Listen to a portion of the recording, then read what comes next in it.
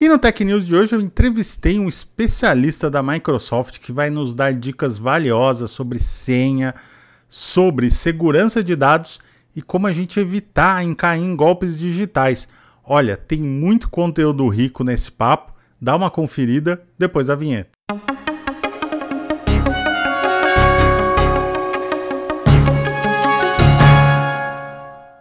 É isso mesmo, viu, gente? A Microsoft é uma das principais empresas de tecnologia do mundo e é claro que eles estão bem preocupados com a questão de segurança de dados. Uma série de estudos, inclusive, que eles têm feito, um que eu recebi aqui muito interessante sobre como os bandidos têm agido aí em eventos onde tem aglomeração de muita gente, por exemplo, jogos de futebol. E eu conversei com o André, que é especialista nessa área dentro da Microsoft. A gente teve um papo muito bacana aí que eu dividi em duas partes.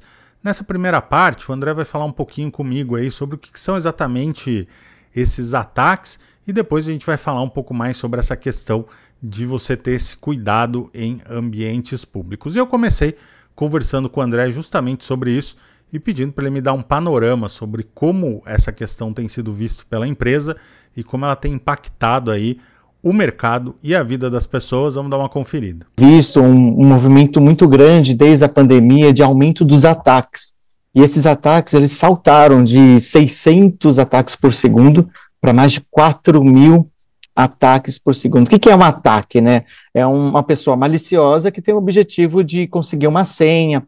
Ele testa muitas vezes o reaproveitamento de senhas fáceis, 1, 2, 3, 4, 5, e ali ele consegue acesso a um serviço, alguma coisa, e a partir dali ele consegue outras coisas mais, por exemplo, um acesso bancário e fazer outras fraudes também. E dentro desse conhecimento que vocês têm tido aí na Microsoft, então, a questão da senha é um ponto sensível hoje em dia. Exatamente, a gente tem visto que as senhas é o grande elo fraco hoje da segurança, por conta disso.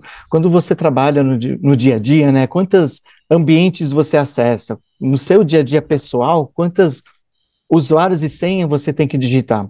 E muitas vezes esses sites pedem senhas complexas, que é o certo, né, pedir senhas complexas, porque hoje as máquinas conseguem decifrar as senhas numéricas ou só com letras do alfabeto de forma muito rápida, quase instantânea.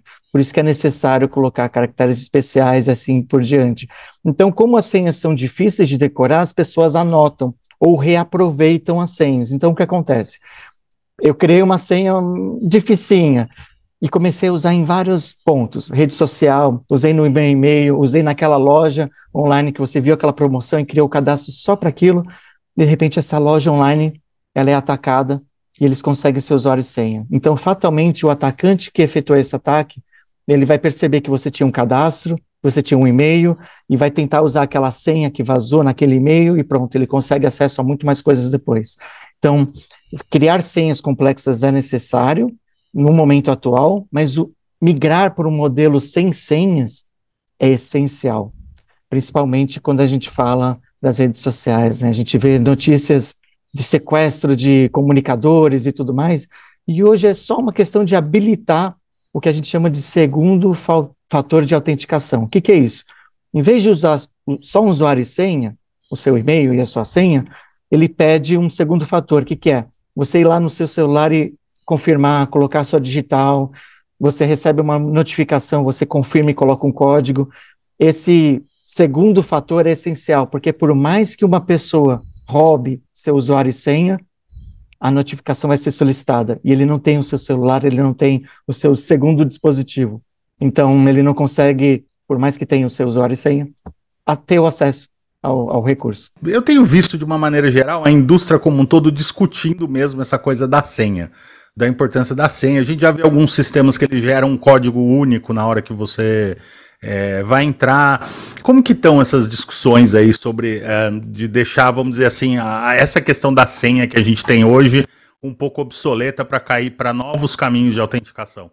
Senhas em geral, eles são até inibidores, né, de facilidade de acesso. Cada vez que você usa senhas mais complexas, você afasta as pessoas de ter acesso à tecnologia. A gente pensa muito no acesso. Então, quando a gente busca alternativas às senhas, não só o segundo fator de autenticação, mas, por exemplo, o meu computador hoje, eu uso a câmera para me autenticar, né? Ele reconhece meu rosto, eu posso usar a minha digital. Então, você permite que as pessoas que não teriam condições de decorar as senhas ou teriam anotado as senhas de ter um acesso à tecnologia. Então, as senhas representam uma fragilidade, porque é difícil de memorizar, guardar, e é muita senha que a gente precisa. Então, nos últimos anos surgiu uma metodologia que a gente chama de confiança zero, que ela é um conjunto de práticas que as empresas estão adotando exatamente para buscar a mitigação e a redução, inicialmente a redução do uso de senhas, para então eliminar. E outra coisa interessante, as senhas representam um custo para as empresas. Eu estava conversando com uma empresa que eles vieram falar de AI, defesa, um monte de siglas muito interessantes, que eu adoro conversar de segurança avançada também, mas eu perguntei, qual a sua estratégia de senha? Ele falou, não, 8 caracteres, tem que trocar de 30 em 30 dias, tal, e aquela coisa, né? A pessoa cria uma senha, aí quando ela tem que trocar rapidinho, ela coloca um algoritmo a mais, coloca um número a mais, e vai reaproveitando aquela senha, infelizmente. Até que a gente chegou num ponto que ele falou, nossa, é verdade, depois de um feriado prolongado, eu chego a ter mais de 30 mil chamados para trocas de senha.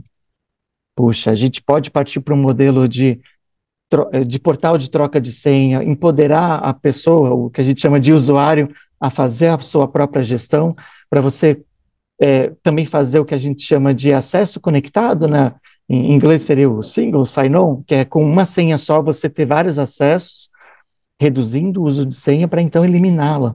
Então, é um custo, você não inclui as pessoas com as senhas e ela só dificulta o nosso dia a dia. Tocou num ponto interessante que eu queria abordar contigo, que é essa questão do trabalho híbrido, né? Quando a gente fala principalmente de grandes corporações aí, a questão do TI internamente era bem resolvida, porque ficava todo mundo embaixo de um guarda-chuva ali, né? Você tinha um controle muitas vezes até visual ou físico do que o usuário tá fazendo, mas você manda as pessoas para casa e em alguma instância você acaba criando um elo muito fraco dentro dessa estrutura de TI, porque de fato você não está acompanhando a senha que a pessoa está criando ali naquele momento para entrar, ou está com essas dificuldades de trocar senha. Então, esse momento do trabalho híbrido aí, pelo que você está falando, trouxe desafios para o TI das empresas para que elas possam se adequar a esse novo momento e ainda garantir a segurança de dados, né? No modelo antes, que era todo mundo trabalho presencial, a gente falava muito da segurança de perímetro. Então, as pessoas estão trabalhando dentro das minhas paredes, a gente está protegendo com um monte de recurso, firewalls e outras coisas mais complexas. A partir do momento que você tem uma pessoa trabalhando de casa, puxa, ela não está mais dentro do meu perímetro, das minhas fortalezas, das minhas muralhas. E agora? Então, as ferramentas que eu usava para proteger a minha empresa nesse momento antes trabalho híbrido, elas não acompanharam essa evolução. Então, você precisa de novas ferramentas, de novas tecnologias, inclusive a da nuvem, para fazer a viabilização do trabalho remoto seguro.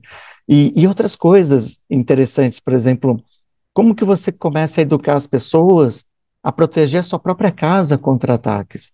Será que o seu roteador está com aquela senha padrão que o técnico instalou na internet e manteve aquela senha, que é padrão para todo mundo? Puxa, você precisa trocar aquela senha. Ali pode ser o que a gente chama de vetor de ataque, uma porta de entrada.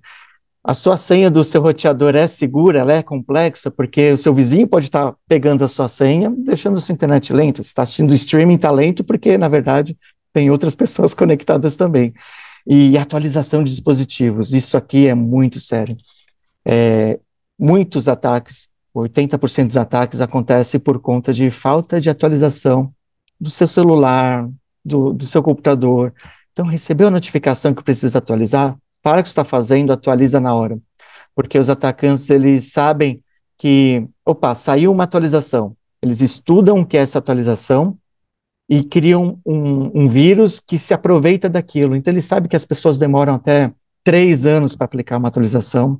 Então, quanto mais rápido você aplicar, mais protegido você está à frente dos outros. O médico lá, ele vai trocar o computador, daí ele pega o mais antigo e deixa na recepção do consultório, mas é um computador que está desatualizado, que não está com o sistema operacional em dia, e aí de repente você abriu uma brecha para dados médicos sensíveis às pessoas. Hoje, com a Lei Geral de Proteção de Dados, e todo mundo acha ali que está fazendo um bom negócio, mas na verdade está trabalhando com dados sensíveis, com um computador que está desatualizado, com um sistema desatualizado, e que pode gerar dor de cabeça para muita gente. A gente vê na Dark Web essa subdivisão da internet, que crimes acontecem lá, e números de cartão de crédito são vendidos por $1.